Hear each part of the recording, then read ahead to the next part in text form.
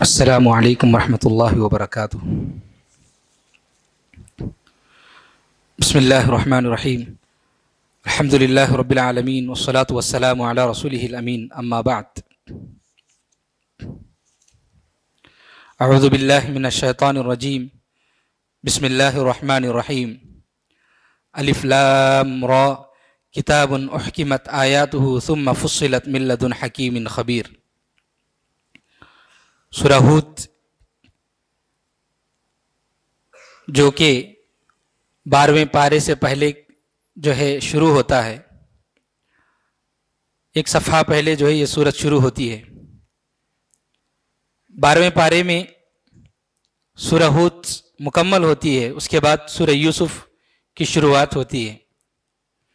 سورہ ہود یہ جو سورت ہے، اس سورت میں اللہ رب العالمین نے کسی بھی قوم کو کس وقت اور کن گناہوں کی وجہ سے اللہ رب العالمین ہلاک کرتے ہیں، ان باتوں کا تذکرہ فرمایا ہے۔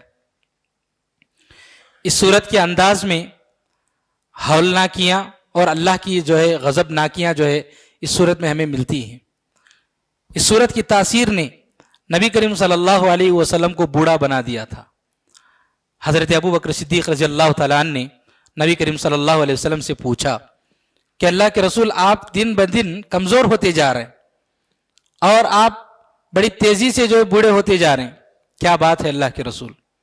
تو نبی کریم صلی اللہ علیہ وسلم نے جواب میں فرمایا، مجھے سورہ ہود، سورہ مرسلات، سورہ واقعہ، سورہ عما یتساءلون اور اذا الشمس کوورت نے مجھے جو ہے بوڑھا بنا دیا ہے۔ ان صورتوں میں اللہ رب العالمین نے قیامت کی ہولناکیاں اور جو ہے جہنم وغیرہ کے جو ہے تذکرہ فرمایا ہے۔ تو یہ اس ہولناک انداز نے نبی کریم صلی اللہ علیہ وسلم نے بیان فرمایا کہ مجھے جو ہے بوڑھا بنا دیا ہے۔ اس صورت میں اللہ رب العالمین نے بہت سارے کچھ انبیاء کے جو ہے تذکرہ فرمایا اور ان کے اقوام کا تذکرہ فرمایا کہ ان کے اقوام نے انبیاء کے ساتھ کیا سلوک کیا، ان انبیاء کا مذاق اڑایا، تو اللہ رب العالمین نے انہیں ہلاک کر دیا، تباہ و برباد کر دیا۔ اس کا جو ہے اس صورت میں تذکرہ آیا۔ اس صورت میں اللہ رب العالمین نے یہ بتلایا کہ انسان دنیا میں خوشی ہو یا غم، ہر حال میں جو ہے اللہ رب العالمین خوشحالی میں اللہ کا شکر ادا کرے اور غم میں صبر اختیار کرے۔ تو جو بھی حالت انسان کو دنیا میں ملے، اس حالت میں وہ اللہ کو یاد کرے۔ ایسا نہیں کہ غم میں بھی اور جو ہے خوشی میں بھی صرف جو ہے وہ دنیا کو چاہتا ہے، اللہ رب العالمین سے اسے کوئی مطلب نہیں ہے، ایسا انسان نہ بنے۔ تو اللہ رب العالمین نے یہاں پر بتلایا کہ اگر کوئی انسان دنیا پرست ہو جاتا ہے، صرف دنیا کی لالچ اس کے اندر ہے اور دین سے، آخرت سے اسے کوئی مطلب نہیں ہے، تو پھر ایسے لوگوں کے سلسلے میں اللہ تعالیٰ نے فرمایا، من کان یرید زینت الحیات الدنیا نوفی الیہم اعمالہم وہم فیہا لا یبخسون۔ اللہ نے فرمایا کہ جو آدمی دنیاوی زندگی کی زینت کو چاہتا ہے تو ہم اسے بھر بھر کے دے دیں گے، وَهُمْ فِيهَا لَا يُبْخَسُونَ، اور جو اس میں کچھ بھی کمی نہیں کی جائے گی، کیونکہ وہ دنیاوی زندگی چاہتا ہے تو ہم اس کو دیں گے۔ دراصل مشرکین مکہ یہ سمجھتے تھے کہ ہمارے پاس بہت کچھ مال ہے، ہمارے پاس بہت ساری نعمتیں ہیں، تو ہم جو ہے حق پر ہیں اور اللہ کا فضل ہمارے اوپر ہے، اور رہی یہ جو مسلمان ہیں بہت غریب ہیں، ان کے پاس کچھ بھی نہیں ہے، تو اس کا مطلب یہ ہوا کہ اللہ رب العالمین کا فضل ان کے اوپر نہیں ہے۔ یہ مشرکین مکہ سمجھتے تھے۔ تو اللہ رب العالمین نے یہ بتلایا کہ دنیاوی زندگی اصل نہیں ہے۔ جو آدمی صرف دنیاوی زندگی کو چاہتا ہے تو پھر ہم اس کو بھر بھر کے دے دیں گے دنیا میں، لیکن جو ہے اللہ نے اسی بات فرمایا، اولئک الذین لیس لہم فی الآخرۃ الا النار، لیکن ایسے لوگ، یہ وہ لوگ ہیں جن کے لیے آخرت میں سوائے آگ کے، سوائے جہنم کے کچھ ملنے والا نہیں ہے۔ تو انسان دنیا میں دنیا کو اختیار کرے، لیکن اس کی ایک حد ہے، انسان اس سے بڑھ کر کے دنیا کی لالچ اختیار نہ کرے۔ اس کا مقصد، اس کا جو ٹارگٹ ہونا چاہیے وہ صرف اور صرف آخرت ہونا چاہیے، اور جہنم سے بچے اور جنت کو پانے کی جو ہے اس کی زندگی میں جو اس کا مقصد ہونا چاہیے۔ یہ باتیں جو ہے یہاں پر بتلائی گئی۔ اس کے بعد اس صورت میں جیسا کہ بتلایا گیا، صورت کے اخیر میں انبیاء کا تذکرہ اور اقوام کا تذکرہ کرنے کے بعد اللہ رب العالمین نے جو اس آیت میں خلاصہ بیان کرتے ہوئے فرمایا ذالک من انباء القرى نقصه عليك منها قائم وحصید وما ظلمناهم ولكن ظلموا انفسهم کہ اللہ رب العالمین نے کسی پر ظلم نہیں کیا ہے. یہ جو اقوام آئی تھی ان اقوام نے ہی ایسا کام کیا تھا, ان لوگوں نے اپنے آپ پر ظلم کیا تھا. فما اغنت عنهم آلهتهم التي يدعون من دون الله من شيء کہ یہ لوگ جن معبودان باطلہ کی عبادت کر رہے تھے یہ ان کی کچھ مدد نہیں کیے. تو یہ لوگ جو ہے جن معبودان کو پکار رہے تھے وہ خود جو ہے اپنے آپ پر ظلم کیے, ہم نے کچھ ظلم نہیں کیا. نبیوں کا انکار کیا, نبیوں کی تکذیب کی تو ان پر عذاب آیا. تو یہ اللہ رب العالمین نے بتلایا. اور ایک اللہ رب العالمین نے ایک بات بتلائی, وہ فرمایا وَكَذَلِكَ أَخْذُ رَبِّكَ إِذَا أَخَذَ الْقُرَى وَهِيَ ظَالِمَةٌ کہ اگر کسی بستی والے اگر ظالم ہو جاتے ہیں تو ان لوگوں پر اللہ کی پکڑ آتی ہے. ان اخذہ علیم شدید اور اللہ کی پکڑ کیسی ہوتی ہے؟ بہت ہی سخت ہوتی ہے. اللہ کا عذاب جب آتا ہے تو بہت ہی سخت آتا ہے. وہ یہاں پر جو ہے اس صورت میں بتلایا گیا, جو ہے خلاصے کے طور پر ان اقوام کے تعلق سے بتلایا. اس صورت میں جن انبیاء کا تذکرہ آیا ان میں سب سے پہلے حضرت نوح علیہ السلام کا تذکرہ آیا. حضرت نوح علیہ السلام کے بارے میں ہم سب اچھی طرح جانتے ہیں, بہت بڑے نبی اور بہت بڑے رسول ہیں. 950 سال تک انہوں نے اپنی قوم کو اللہ کی عبادت کی طرف بلایا. 950 سال ایک کوئی چھوٹی مدت نہیں, بہت بڑی مدت ہے. اس لمبی مدت کے بعد بھی یہ لوگ نہیں سدھرے. ان لوگوں نے حضرت نوح علیہ السلام کا مذاق اڑایا, ان لوگوں نے حضرت نوح علیہ السلام کی تکذیب کی, ایمان نہیں لائے. اللہ رب العالمین نے بتلایا کہ اے نوح, ان لوگوں پر جو ہے پانی کا عذاب آنے والا ہے, آپ کشتی تیار کر لیجئے. نوح علیہ السلام کشتی تیار کر رہے ہیں. آنے جانے والے لوگ جو بھی دیکھ رہے تھے نوح علیہ السلام سے پوچھ رہے تھے کہ نوح کس لیے آپ کشتی تیار کر رہے ہیں؟ تو حضرت نوح علیہ السلام نے بتلا دیا کہ دیکھیے پانی کا عذاب آنے والا ہے, اس عذاب سے اس پانی سے بچنے کے لیے جو یہ کشتی تیار کی جا رہی ہے. تو لوگ مذاق اڑا رہے تھے کہ اس علاقے میں پانی کہاں ہے, یہاں تو پینے کے لیے بھی پانی نہیں ہے اور آپ یہ کہہ رہے ہیں کہ بہت پانی آئے گا اور اس کے لیے آپ کشتی جو ہے بنا رہے ہیں. ہنس ہنس کے جو ہے آپ کا مذاق اڑا رہے تھے. آخر آ گیا, اللہ کا عذاب آ گیا. زمین جو ہے ابلنے لگی, آسمان سے پانی برسنے لگا, ہر طرف سے پانی ہی پانی آنے لگا. اس قدر پانی آیا کہ پہاڑ کی اونچائی جو ہوتی ہے اتنی اونچائی جو ہے اس کے برابر جو ہے اس کی موجیں آنے لگی. تو حضرت نوح علیہ السلام کو حکم دیا گیا کہ آپ جو ہے پانی آنے سے پہلے جتنے بھی مؤمنین ہیں آپ اپنے ساتھ لے لیجئے, جو بھی جانور ہیں اس کا ایک ایک جوڑا آپ لے لیجئے. نوح علیہ السلام لے لیے, پانی آ گیا, بہت اونچائی تک پانی آ گیا. نوح علیہ السلام کی بیوی اور بیٹے نے ایمان قبول نہیں کیا. نوح علیہ السلام نے اپنے بیٹے سے کہا یا بنی ارکم معنا, اے بیٹے ہمارے ساتھ سوار ہو جا, ہمارے ساتھ آ جا. ولا تکم مع الکافرین, کافروں کے ساتھ مت ہو جا. کہا اس نے کیا کہا بیٹے نے؟ کہا قال سآوی الی جبل یعصمنی من الماء. اس نے دماغ استعمال کیا, اس نے دنیاوی جو حیلہ ہوتا ہے اس کو استعمال کرنے کی کوشش کی. اللہ کا حکم آ گیا عذاب کے لیے, باپ جو ہے نبی ہیں کہہ رہے ہیں کہ آ جا, لیکن وہ اپنا دماغ استعمال کر رہا تھا. کیا کہ پانی کتنا آئے گا, میں پہاڑ کی جو چوٹی ہے اس پر جاؤں گا, پہاڑ کی چوٹی مجھے جو ہے پانی سے بچا لے گی. وہ اپنا دماغ استعمال کر رہا تھا. آخر کیا ہوا؟ وحال بینہم الموج, نوح اور بیٹے کے درمیان ایک بڑی موج آ گئی. فکان من المغرقین, اور وہ ڈوب گیا. اس آیت کو لے کر کے علماء ایک مسئلہ بتاتے ہیں, وہ یہ کہ جب کوئی بھی انسان اللہ اور اس کے رسول کا جب کوئی حکم آتا ہے اس حکم کے خلاف اپنا دماغ استعمال کرنے کی یا دنیاوی لاجک کو استعمال کرنے کی کوشش کرتا ہے تو وہ نوح کے بیٹے کی طرح ڈوب جائے گا. تو اس طرح کے حیلے بہانے یا اپنا دماغ کو کہیں بھی استعمال نہیں کرنا چاہیے. جب اللہ اور اس کے رسول کا حکم آتا ہے تو اس کو فوراً مان لینا چاہیے. وہ ایک بات بتلاتے ہیں. ایک اور بات اس کی سلسلے اس آیت سے یہ بتلاتے ہیں کہ دنیا میں ہم دیکھتے ہیں کہ بہت سارے کچھ لوگ ہوتے ہیں جن کی اولاد بگڑ جاتی ہے. اس کی اولاد اگر خراب ہو جاتی ہے, برائیاں آتی ہیں, تو لوگ جو ہے ماں باپ کو تانے دینے لگتے ہیں. یقیناً اس میں کوئی شک نہیں کہ اولاد کی تربیت میں ماں باپ کا بڑا دخل ہے, ان کا بڑا حصہ ہے, اس میں کوئی شک نہیں. لیکن دنیا میں ہر بگڑنے والی اولاد کے ذمہ دار ماں باپ نہیں ہوتے. دوست ہوتے ہیں, ماحول برا ماحول ہوتا ہے, کئی اسباب ہوتے ہیں جو ہے اولاد کے بگڑنے کے. اگر کوئی اولاد کسی کی بگڑ جاتی ہے تو لوگ پورا معاشرہ اس کے ماں باپ کی طرف انگلی اٹھاتا ہے اور انہیں تانا دینے لگتا ہے. ایک طرف ماں باپ بگڑی اولاد کی وجہ سے تکلیف میں، اور دوسری طرف لوگوں کے تانے، اس کی وجہ سے باپ کو جو ہے ماں باپ کو تکلیف ہونے لگتی ہے. تو یہ ایسا نہیں ہونا چاہیے. اور وہ باپ اگر کسی کو جا کر کوئی اچھی بات بتلاتا ہے تو لوگ کہنے لگتے ہیں کہ بڑا آ گیا، لوگوں کو سمجھانے والا، اپنے بیٹے کو نہیں سمجھا پایا. تو یہ بتلائیے کہ انبیاء کرام کی اولاد بھی تو اسے تھی. کیا انبیاء کرام اپنے بیٹے کو سمجھانے کے لیے کیا ان کے پاس طریقہ نہیں تھا؟ نہیں، ایسی بات نہیں ہے. ہدایت کا دینا یا نہ دینا یہ اللہ کے ہاتھ میں ہے. باپ اپنے بیٹے کو سمجھاتا ہے، وہ اپنی کوشش کرتا ہے، لیکن ہدایت کا دینا یا نہ دینا اللہ کے ہاتھ میں ہے. جیسا کہ اللہ رب العالمین نے محمد صلی اللہ علیہ وسلم سے کہا انک لا تہدی من احببت، کہ اے محمد آپ جس کو چاہیں ہدایت نہیں دے سکتے، ولیکن اللہ یہدی من یشاء، بلکہ اللہ رب العالمین جسے چاہتا ہے ہدایت دے سکتا ہے. نوح علیہ السلام اتنے بڑے نبی رسول ہیں، اپنے بیٹے کو ہدایت نہیں دے پائے. کیوں؟ کیونکہ آپ کے ہاتھ میں ہدایت دینا نہیں تھا. آپ کے ہاتھ میں بس یہ تھا کہ آپ سمجھائیں. آپ نے بہت سمجھایا لیکن وہ سمجھ نہیں پایا.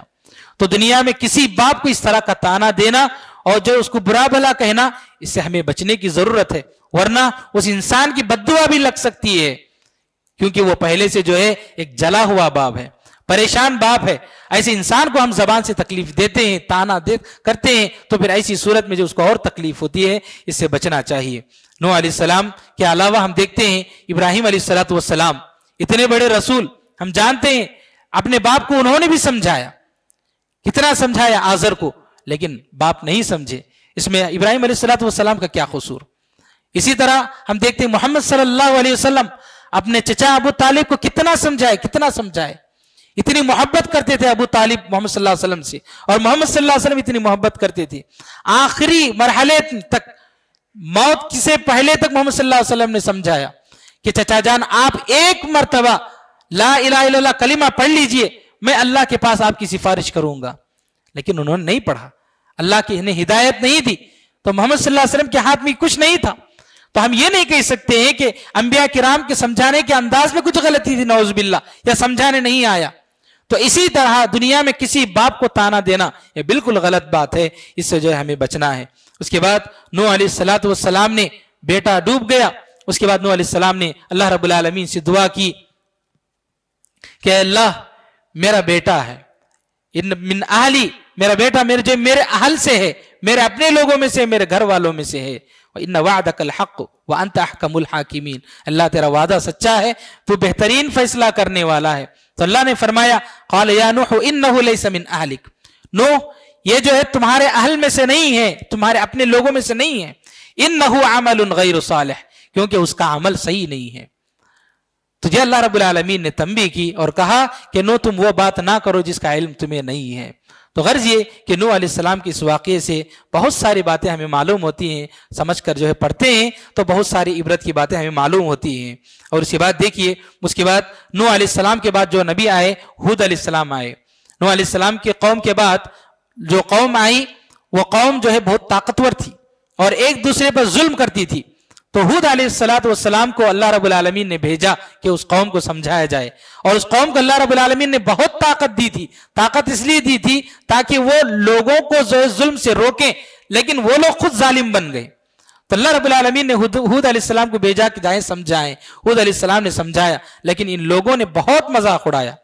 کہا ہود علیہ السلام سے ان لوگوں نے قالوا یا ہود ما جئتنا ببینہ وما نحن بتارکینا وما نحن بتارکی آلہتنا، اے نوح تم جو ہے ہمارے پاس کوئی نشانی لے کر نہیں آئے ہیں، اور کیا آپ کے بتانے سے ہم اپنے معبودوں کو چھوڑ دیں؟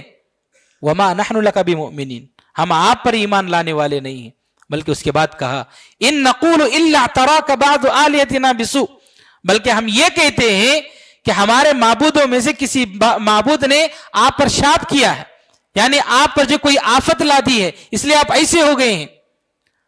ہود علیہ السلام نے اس کے بعد ایک بڑی بات کہی، کہا قال انی اشہد اللہ واشہد انی بریء مما تشرکون، کہ میں اللہ کو گواہ بناتا ہوں اور آپ لوگوں کو بھی گواہ بنا کر کہتا ہوں کہ میں تمہارے شرک سے بیزار ہوں. یعنی ہود علیہ الصلوۃ والسلام یہ کہہ رہے تھے کہ آپ لوگ یہ جو کہہ رہے ہو کہ تمہارے معبود نے مجھے تکلیف دی ہے، کسی آفت میں ڈال دیا ہے، تو اللہ کو میں گواہ بناتا ہوں اور تمہارے سب لوگوں کو گواہ بنا کر کہتا ہوں کہ تم سب لوگ مل کر کے، تم اور تمہارے سارے معبودان باطلہ مل کر مجھے ذرا برابر بھی نقصان نہیں پہنچا سکتے۔ شاید اللہ رب العالمین کو آپ کی یہ بات اتنی زیادہ پسند آ گئی ہود علیہ السلام کی کہ اس سورت میں 7 انبیاء کا تذکرہ آیا۔ اللہ رب العالمین نے ہود علیہ السلام کا نام جو اس سورت کے لیے منتخب کیا اور اس سورت کا نام ہود رکھ دیا گیا۔ اس کے بعد اس سورت میں صالح علیہ السلام، لوط علیہ السلام اور شعیب علیہ السلام کا جو ہے انبیاء کے اقوام کا تذکرہ آیا، اور ان اقوام نے اپنے اپنے انبیاء کی جو ہے ناقدر کی، قدر نہیں کی، اور انہوں نے جو ہے ان انبیاء کا مذاق اڑایا، تو اللہ رب العالمین نے ان اقوام کو جو ہے زبردست سزا دی۔ یہ باتیں جو ہے اس سورت میں آئی۔ اس کے بعد شروع ہوتی ہے سورہ یوسف۔ سورہ یوسف 12ویں پارے اور 13ویں پارے میں جا کر جو ہے ختم ہوتی ہے۔ اس سورت ہم جانتے ہیں، سب تقریباً سر مسلمان جو ہے اس سورت کو سننے پڑھنے میں جو ہے بہت ہی شوق رکھتے ہیں اور جانتے ہیں۔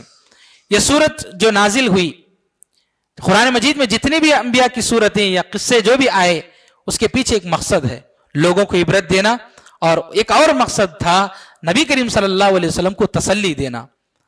نبی کریم صلی اللہ علیہ وسلم اور صحابہ کرام کو خود آپ کے ہی خاندان والے بڑی تکلیف دے رہے تھے۔ صحابہ کرام جب اس ایمان قبول کیے تو باپ بیٹے مخالف ہو گئے، بھائی بھائی مخالف ہو گئے، دونوں ایک دوسرے کے دشمن ہو گئے، جان کے دشمن ہو گئے، جنگوں میں آپس میں ایک دوسرے کے جو مخالف بن گئے۔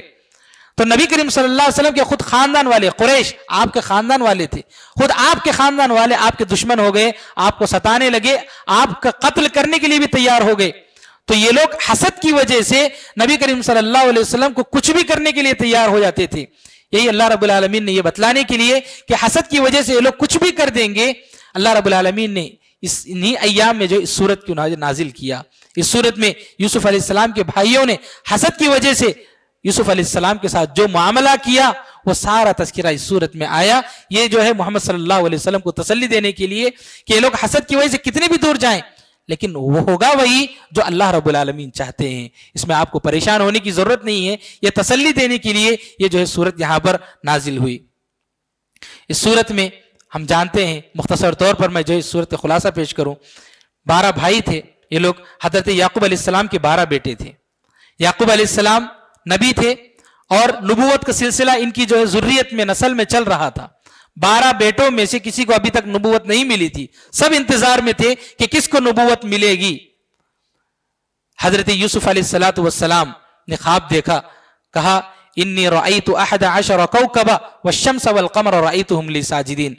ابا سے کہا کہ ابا جان، میں نے خواب میں دیکھا ہے کہ مجھے 11 ستارے اور چاند اور سورج جو ہے میرے لیے سجدہ کر رہے ہیں۔ تو یعقوب علیہ السلام نے سمجھ لیا کہ میرے بعد نبوت کا عہدہ جو ہے یوسف کو ملنے والا ہے۔ تو انہوں نے بیٹے کو نصیحت کرتے ہوئے کہا کہ اپنے بھائیوں سے اس قصے کو مت بیان کرو۔ کیوں؟ کیونکہ وہ لوگ حسد کی وجہ سے کچھ نقصان پہنچائیں گے۔ یعقوب علیہ السلام کو یقین تھا، اس لیے کہا کہ مت بتلاؤ، لیکن کسی وجہ سے یعقوب علیہ السلام کی محبت یوسف علیہ السلام کی طرف دیکھ کر کے یا پھر کسی اور چیز کو دیکھ کر کے بھائیوں نے، دوسرے بیٹوں نے سمجھ لیا، سمجھ کر کے پلان بنایا، منصوبہ بنایا کہ ہمیں یوسف کو قتل کرنا ہے۔ چنانچہ ان لوگوں نے یوسف علیہ السلام کو جو ہے اپنے ساتھ لے لیا۔ ابا سے کہا کہ ہم جو ہے تفریح میں جا رہے ہیں، لے کر گئے، اور جا کر کے جو کچھ معاملہ ہوا، کسی بھائیوں میں سے ایک نے کہا کہ نہیں، ہمیں قتل نہیں کرنا ہے، بلکہ ایک کام کرتے ہیں، ہم کنویں میں ڈال دیتے ہیں۔ کنویں میں ڈال دیا، ابا کو جا کر جھوٹ بولا کہ جو بھیڑیے نے کھا لیا۔ اس کے بعد کنویں سے مسافرین جو بھی آئے لے کر چلے گئے، خرید و فروخت ہوئی۔ آخر یوسف علیہ السلام بادشاہ کے محل میں پہنچ گئے۔ بادشاہ کے محل میں پہنچنے کے بعد جب آپ بڑے ہوئے، بڑے خوبصورت تھے، بلکہ نبی کریم صلی اللہ علیہ وسلم نے فرمایا دنیا کی آدھی خوبصورتی یوسف علیہ السلام کو دی گئی تھی۔ اس آپ کی خوبصورتی کو دیکھ کر بہت ساری عورتیں جو ہے فریفتہ ہو گئیں۔ ان میں سے جو خود جو ہے ملکہ تھی زلیخا، وہ بھی فریفتہ ہو گئی۔ اس نے جو ہے آپ کو جو ہے برائی کی دعوت دی۔ تو حضرت یوسف علیہ السلام نے کہا معاذ اللہ، میں اللہ کی پناہ چاہتا ہوں۔ اس کے بعد یوسف علیہ السلام پر الزام لگا۔ اس کے بعد یوسف علیہ السلام پر اور عورتیں فریفتہ ہو گئی۔ تو یوسف علیہ السلام نے دعا کی کہ اے اللہ، مجھے جیل جانا بہتر جو ہے، میرے لیے یہ پسند ہے، اس سے کہ میں جو ہے برائی میں پڑ جاؤں۔ آپ کو جیل میں ڈال دیا گیا۔ آپ نبی بنائے گئے تھے، آپ جیل میں جانے کے بعد نبوت کا جو ہے کام کر رہے تھے، دعویٰ اللہ کا کام کر رہے تھے. اس دوران کچھ لوگ اپنے خوابوں کو جو ہے پیش کر رہے تھے، آپ ان کی تعبیر جو ہے بتلا رہے تھے. تو یہ ساری چیزیں ہو رہی تھی. بادشاہ کو سمجھ میں آ گیا. اسی دوران 7 سال کا قحط لگ گیا اس زمانے میں.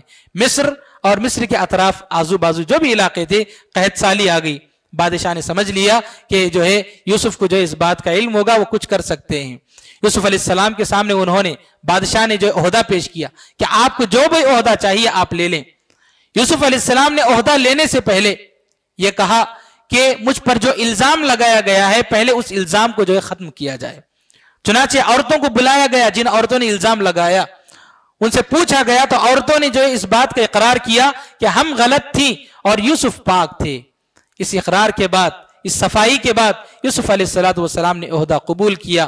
آپ پہلے وزیر غذا تھے، پھر اس کے بعد حضرت یوسف علیہ السلام جو ہے بادشاہ بن گئے. بادشاہ بننے کے بعد ہم جانتے ہیں کہ آپ کے بھائی اس جو قحط سالی کے زمانے میں آپ کے پاس آئے تو یوسف علیہ السلام نے دیکھ کر پہچان لیا. پہچان کر آپ کے جو چھوٹے بھائی تھے چوری کے الزام میں پکڑ لیا. ایک آپ کی ترکیب تھی، وہ ترکیب کی مناسبت سے جو ہے مناسبت سے پکڑ لیا. اس کے بعد کہا کہ جاؤ اپنے ابا کو بلا لاؤ. یہ لوگ گئے. بڑا بھائی جو ہے کہا کہ میں نہیں آؤں گا، کیونکہ اس سے پہلے بھی یوسف کے ساتھ معاملہ ہوا، ہم شرمندہ ہیں. اب چھوٹے بھائی کے ساتھ یہ معاملہ ہوا، پھر جو ہے ہم شرمندہ، میں کافی شرمندہ ہوں، میں نہیں آؤں گا. چنانچہ دوسرے بھائی گئے اور بتلایا. تو یعقوب علیہ السلام نے سنا تو پہلے یوسف علیہ السلام غائب ہوئے تو کہا فصبر جمیل. پھر اس کے بعد چھوٹے بیٹے جو یوسف وہاں پر بادشاہ نے پکڑ لیا تو یعقوب علیہ السلام نے کہا فصبر جمیل. پھر اس کے بعد جو ہے بڑا بیٹا بھی نہیں آیا تو 3 بیٹے وہاں پر غائب ہو رہے تھے. تو یعقوب علیہ السلام نے جب یہ سنا کہ تیسرا بیٹا بھی نہیں آیا تو کہا عسى الله ان ياتيني بهم جميعا، کہ مجھ سے آزمائش پر آزمائش، پھر آزمائش پر آزمائش جو آ رہی تھی.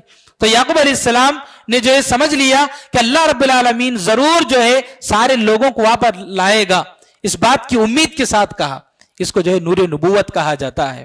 تو غرض یہ کہ اس سے ایک سبق ملتا ہے. سبق یہ ہے کہ انسان کو دنیا میں آزمائش پر آزمائش، مصیبت پر مصیبت دنیا میں آتی ہے. تو ایسے وقت میں انسان کو کبھی بھی ہمت نہیں ہارنا ہے. یہ نہیں سوچنا ہے کہ اللہ رب العالمین نے مجھے آزمائے جو ہے کچھ جو ہے عذاب میں مبتلا کر دیا ہے یا اللہ سے مایوس ہو جائے انسان. ایسا نہیں ہونا چاہیے. کتنی بھی آزمائشیں کیوں نہ آئے انسان پر، انسان کو صبر کرنا چاہیے، اللہ پر امید رکھنا چاہیے. اللہ رب العالمین جو ہے ایک دن ختم کر دیں گے. دنیا میں سب سے زیادہ آزمائشیں کس پر آئیں؟ انبیاء کرام پر آئیں. اس کے بعد جو انبیاء کرام کے بعد جو بہتر درجے میں ہوتے ہیں ان پر آئی. اس کے بعد جو اب اور اچھے ہوتے ہیں ان پر آئی. تو دنیا میں جس پر زیادہ آزمائشیں آتی ہیں ہم یہی سمجھ لینا چاہیے کہ اللہ رب العالمین ہمارے ایمان کی جو ہے امتحان لے رہا ہے. ہم صبر کریں اور اللہ رب العالمین سے مدد طلب کریں. یہی چیز جو ہے ہمیں اس سے معلوم ہوتی ہے. تو غرض یہ کہ آخر یوسف علیہ السلام کے پاس جو ہے یعقوب علیہ السلام جو ہے آخر میں ملتے ہیں. اور دیکھیے اس مناسبت سے 1-2 باتیں اس واقعے سے یہ بتلاؤں کہ بھائیوں نے جا کر یوسف علیہ السلام سے معافی مانگی اور یوسف علیہ السلام نے جو ہے معاف کر دیا. کہا لا تثریب علیکم اليوم، یعنی یہ کہ جاؤ آج تم پر کوئی گرفت نہیں. یغفر اللہ لکم وہو ارحم الراحمین، اللہ رب العالمین تمہیں معاف کرے گا. تو یہ جو جملہ تھا اللہ نبی کریم صلی اللہ علیہ وسلم کو بہت پسند آیا. فتح مکہ کے موقع پر آپ صلی اللہ علیہ وسلم کو جیسا کہ بتلایا گیا کہ لوگوں نے تکلیف دی آپ کو زندگی بھر، تو فتح مکہ کے موقع پر سارے لوگ آپ کے پاس تھے. تو حضرت نبی کریم صلی اللہ علیہ وسلم نے اس موقع پر یہی جملہ دہرایا لا تثریب علیکم اليوم، جاؤ آج تم پر کوئی گرفت نہیں. سارے دشمن وہاں پر موجود تھے. اور اس کے بعد یوسف علیہ السلام کے پاس تو یوسف علیہ السلام نے تو انہیں معاف کر دیا. یعقوب علیہ السلام کے پاس آپ کی اولاد آئی اور انہوں نے جو ہے معافی پیش کی کہ ابا جان ہمیں معاف کر دیجئے. تو یعقوب علیہ السلام نے کہا سوف استغفر لکم. یعقوب علیہ السلام نے یہ نہیں کہا کہ میں ابھی معاف کر دوں گا تمہیں، کہا بعد میں دیکھیں گے، کچھ دن کے بعد جو ہے دیکھیں گے میں معاف کر دوں گا. یہ کیوں کہا؟ کیونکہ انہوں نے جو غلطی کی تھی، وہ جو ظلم کیا تھا وہ یوسف علیہ السلام کے ساتھ کیا تھا. تو گویا کہ یوسف علیہ السلام سے پوچھ کر کے یا ان سے بات کر کے اس کے بعد میں جو ہے معاف کروں گا. یہ بات جو ہے یعقوب علیہ السلام یہ کہنا چاہ رہے تھے. کیوں؟ کیونکہ حقوق العباد کا یہ معاملہ ہے کہ اللہ رب العالمین اگر کوئی انسان کسی پر ظلم کرتا ہے، جب تک وہ معاف نہیں کرتا، اللہ رب العالمین اس کو معاف نہیں کرتے ہیں۔ قیامت کے دن اس ظلم کا بدلہ جو اس کو دیا جائے گا، یہ بات ہمیں جو اس سے معلوم ہوتی ہے۔ تو غرض یہ کہ اللہ رب العالمین نے اس سورت کے آخر میں بیان فرمایا انما یتذکر اولو الالباب، کہ جو ہے اس سورت میں، اس واقعے میں عبرت کی بہت ساری باتیں ہیں۔ یہ کوئی قصہ نہیں کہ صرف سن لیے اور مزہ لے کر خاموش رہ گئے، اس میں عبرت کی، سبق سیکھنے کی بہت ساری باتیں ہیں، وہ ساری باتیں ہمیں سیکھنے اور جو اپنی زندگی میں نافذ کرنے کی کوشش کرنا چاہیے۔ رب العالمین سے دعا ہے کہ اللہ تعالی ہم سب کو کتاب و سنت کے مطابق زندگی گزارنے کی توفیق نصیب فرمائے۔ رب العالمین ہماری جو بھی عبادتیں ہیں، اللہ ہماری ساری عبادتوں کو قبول فرمائے۔ رب العالمین ہم میں سے جو بیمار ہیں، اللہ انہیں شفا کاملہ اور عاجلہ عطا فرمائے۔ رب العالمین جب تک ہم دنیا میں رہیں قرآن و سنت کے مطابق زندگی گزارنے کی توفیق نصیب فرما، جب موت آئے خاتمہ بالخیر فرما۔ آمین واخر دعوانا ان الحمد للہ رب العالمین۔ ربنا تقبل منا انک انت السمیع العلیم وتب علینا انک انت التواب الرحیم برحمتک یا ارحم الراحمین والحمد للہ رب العالمین۔